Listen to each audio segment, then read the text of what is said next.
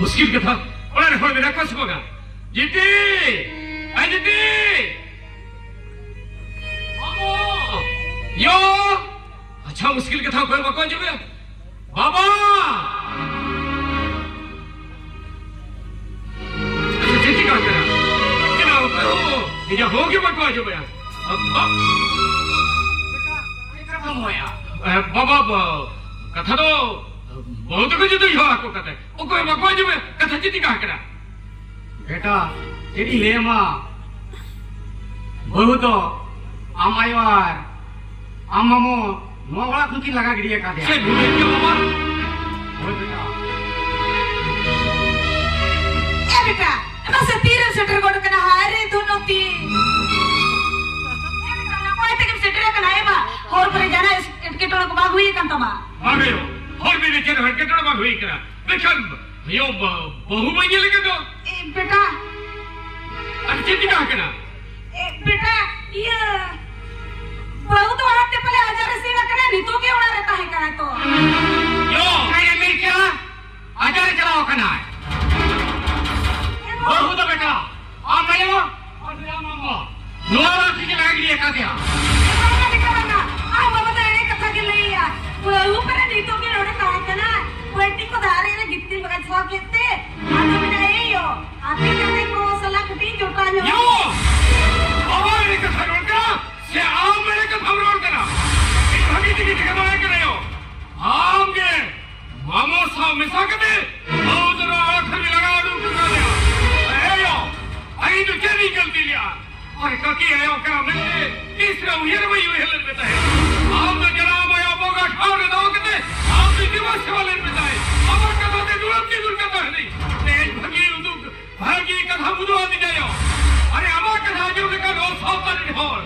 बाकी आयो चिता ने पत्तियों की बात सरिया बाबा धूकी ना कथा ते चलाते ही डोरी बना गंदी कभी का बाबा देखे बाबा रेजी बेटा बाय कहन बेटा तो के हुबन में तक मैं कहे कना निको हिमन बेटा है जिना नीतो दा पान तम तेलाम क्या तलन खाता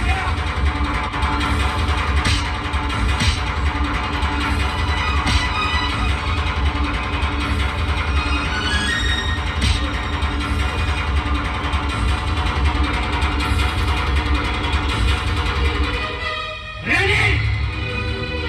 और फिर थे बहु का से किन्हीं रखा और देवू की पे और बोखान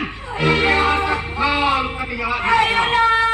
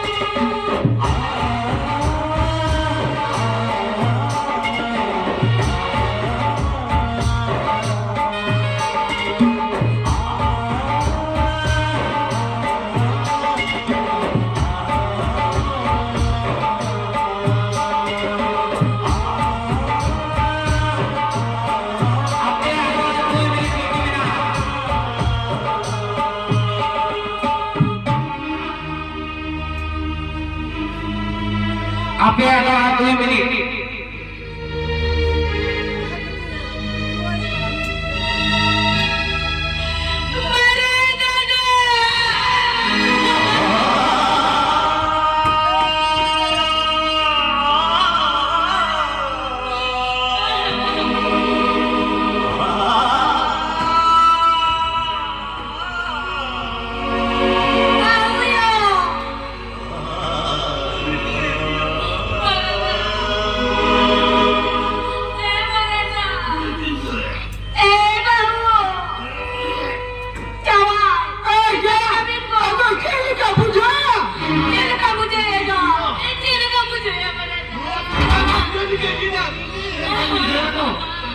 Oh jadi, cekika kena.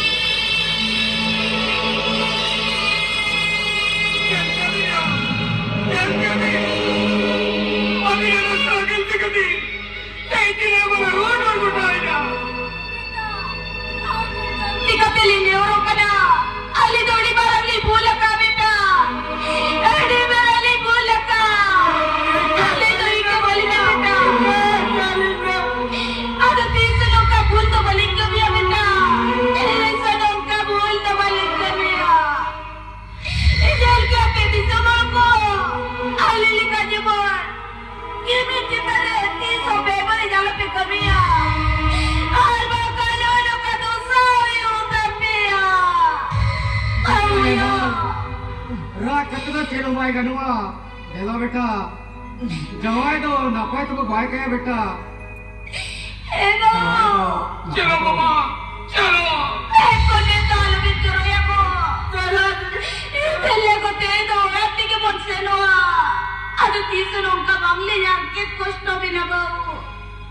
ತೀಸನು ಉಂಕ तो बांग्ले याके कष्ट बिनगो दसवे न बोले